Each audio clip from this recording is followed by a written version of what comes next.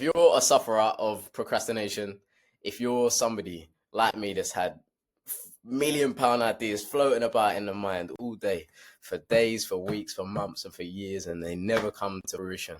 Nobody ever gets to see these ideas that are popping up in your mind. I've been there so many times, it's ridiculous. And don't worry, you ain't got to call anyone. You got to go anywhere. There's nothing wrong with you.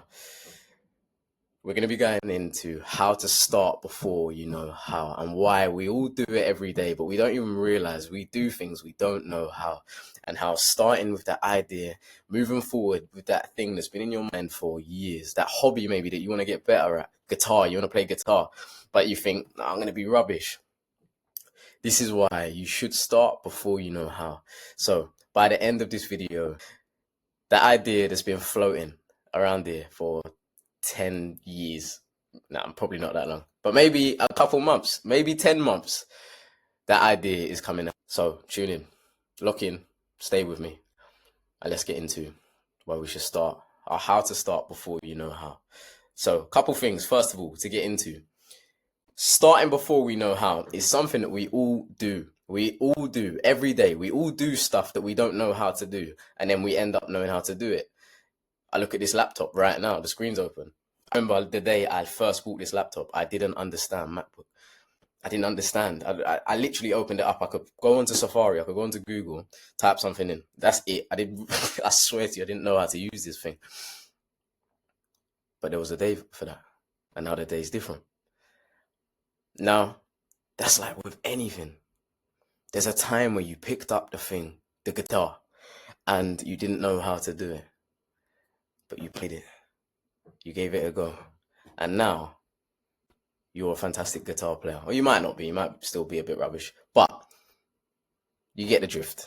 We're going to completely reframe the way that we look at these words and statements. So first of all, tomorrow, you've all heard tomorrow is an illusion. It's not real. Yeah, that's true. But why? The reason why tomorrow is an illusion, and the reason why even in 10 minutes time is an illusion, is simply because in 10 minutes time it will be now.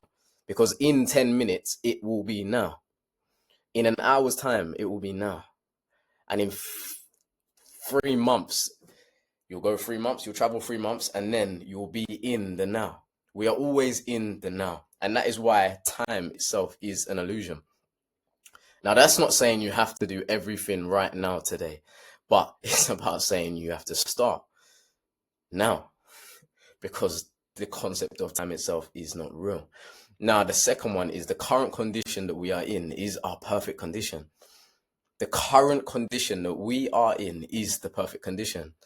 We're always waiting for optimized states to be in, whether that's financially, mentally, physically, all of this stuff. And it's this constant cycle where we never actually reach a point where we're like, right, perfect conditions, let's start. Starting is the perfect condition. And then the next one, and this one I fell in love with ever since hearing it for the first time, is the path illuminates as you walk it. Now, we'll go back to that original example. We picked up guitar. You can't see me. We picked up the guitar and we've played the first string. I don't even know how to name it. You know, I don't play guitar, but the first string makes a sound. And then we pluck on the second one and the third one and the fourth one. And then after we've got to the fourth one, even that quick, our brain's starting to think about, what if I mix the first and the second chord with the first, and could I make a sound out of that? And then we go on YouTube, we listen to a song and we listen to a guitarist, and then we think, oh, watch what they do. They play the first and then the fourth and then the first, and then now that is a visualization of the path illuminating as we walk it. However, the path stays dark when we don't walk. The path truly illuminates, and this is something I'm learning, like more than I've ever learned in my life, is the path illuminates as you walk it. So, all right, I'm going to tell you a little bit. A little bit about what sort of prompted this. So, a couple months ago, I left my 9 to 5, and without a clue what I was doing, didn't really know. It was pretty, just in the open. But I knew that it was time for a new challenge and a next step in my life. And still working out what specifically. But throughout this time, I've started a business. which blows me away. I think I'm the first person in my family to have a business, a registered business, and it's been some good parts, but the reality is it's scary and it's lonely, and I completely understand why we never start, because it feels like a lot. However, what I'm realizing and what I've certainly learned is that the start is certainly the easiest. And then after that, it starts gradually, slowly, but surely getting a little bit easier, getting a little bit less friction on the decisions you're doing. And you do some silly things and you realize, right, that was silly. I ain't doing that. Change this, do this. And goes back to the point I said about path illuminates as you walk it. Now, for me, I've always been a little bit like, I'll give you a real example. When it comes to systems, even this system that I'm using right now, when I talk about systems, digital systems, in my last job, my manager would tell me, would get on to me and say, Alf, you can speak in front of whatever, you can deliver stuff, you can coach, you're good at this, great. That's all good, but you ain't got a clue what you're doing with systems. And yeah, she was right. I don't know what I was doing. But now I'm starting a business. I'm running the system software. I'm running the back end of a whole business. I'm doing onboarding. I'm doing sales. I'm doing coaching. I'm doing this and what I'm trying to say is all of those things I'm probably still not good at.